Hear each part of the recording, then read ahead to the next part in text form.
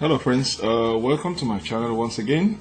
Today I'm going to be discussing understanding how diabetes progress. It is very vital that I give you guys the lay down how diabetics progress. The more common cause of type 2 diabetes is obesity related. I've said this numerous times in my video that when you have big tummy, like Africa where I come from, when you see a man with a big tummy, they say it's a sign of good living. They don't know that is a health issue of having a big tummy. Alright? So that is why I say obesity related is the common cause of type 2 diabetics. And I'm going to give you guys the lay down, the progression, how it started.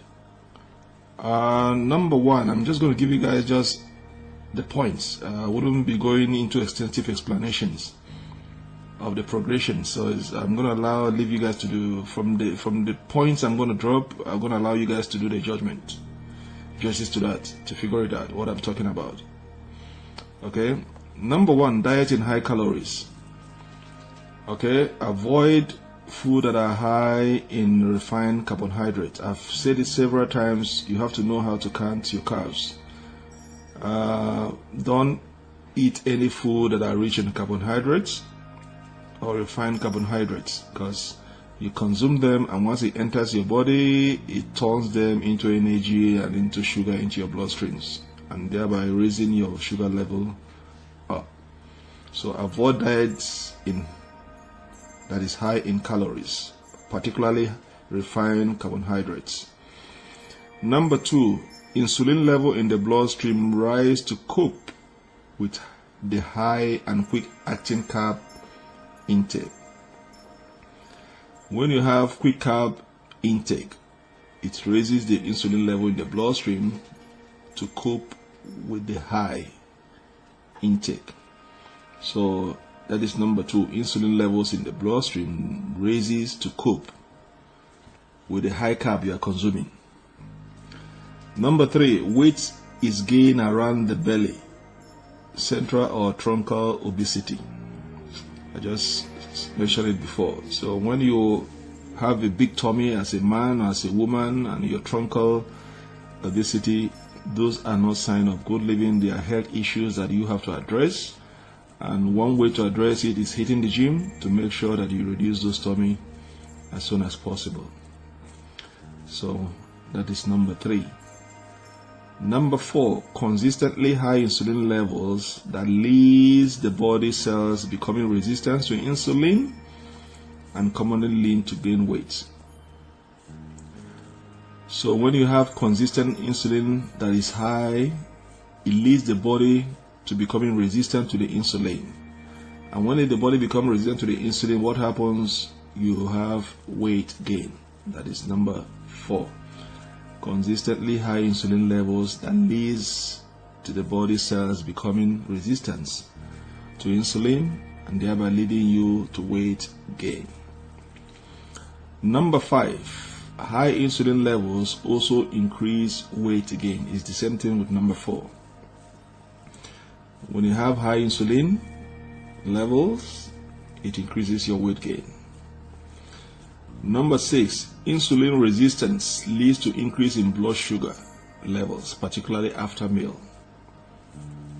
So when the insulin you're producing, your body is resisting it, it leads to high sugar level in your blood, particularly after you've eaten, after meal.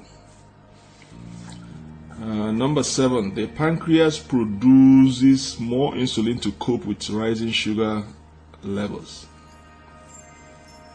So the pancreas produces more insulin to cope with the rising blood sugar levels. You see how it's progressing. Number eight, high sugar levels leads to feelings of lethargy, and insulin level leads to increased hunger. So when you have high sugar levels, it leads you to wanting lethargy. lethargy. So once the sugar level leads you to lethargy, it also makes the high insulin level to lead you to increase hunger. That means you want to eat all the time. The more you eat, the more you are getting more weight. So number 8, hunger often leads to overeating and lethargy with less physical activities being taken. So when you are eating all those food, consuming, overeating, and you're not involving yourself in exercise, what happens? You are getting weight, and you are progressing to be a full-blown diabetic. So you can eat as much as you can, but as long as you're inculcating exercises, you're going to the field, you're going to burn all those things out, then you're okay. But the more you are consuming everything that goes across you, you consume, and you're not exercising to burn those things out, then you stand a chance to progress from where you are to a full diabetic. So that's why they say hunger often leads to overeating. And once you're overeating, what comes in there is you're having less physical activities being taken. So you have to balance everything. Your diet and exercise have to be balanced. The next one is overeating, less activity, and high insulin levels all lead to further weight gain and more insulin resistance. So you see it, you are overeating all the time. You are consuming everything that comes across your way, and you're not having any activity. You're not exercising. You're not going to gym, and then your insulin level is building up. What happens? You are adding more weight, and then more resistance to your insulin. Your body is resisting the insulin. And the next one is consistently high demand on pancreas to produce extra insulin leads to damage of pancreas. You see? So when you are putting too much pressure on your pancreas to produce extraordinary insulin to cope up with the high intake of carb you are taking, it forces your pancreas to get damaged. And once it gets damaged, your producing beta cells also is affected. So you see how you are getting closer to be a diabetic patient, because you are putting more pressure on your pancreas to produce more insulin to cope with the high consumption of your carb intakes, and then your body is resisting the insulin. Then finally, you now become certified diabetic. Beta cells result in the body struggling to produce enough insulin. You see those beta cells that help in producing insulin, okay? You see, and steeper rise in blood sugar level leads to more recognizable symptoms of diabetes, such as frequent urination and then thirst. That's how you become full diabetic, because now your beta cells are damaged. They are struggling to produce insulin, and they cannot produce enough insulin, and then your blood sugar are rising. And once your blood sugar crosses that threshold of a normal sugar level, you're now expressing those first commonly symptoms that everybody notices, which is thirst and frequent urination. And once those things happen, you are now a full-blown diabetic. And that is when you visit your family doctor that you are experiencing two symptoms that is unusual. That is when the lab result comes back and said you are now a diabetic patient. So this is how the progression occurs. As I listed them, that is the sequence from the beginning to the end for you to be certified diabetic. So to avoid it, less consumption, inculcate exercises, change your lifestyle, less sugar, less carbohydrate, then you stand the chance of being a full-blown diabetic.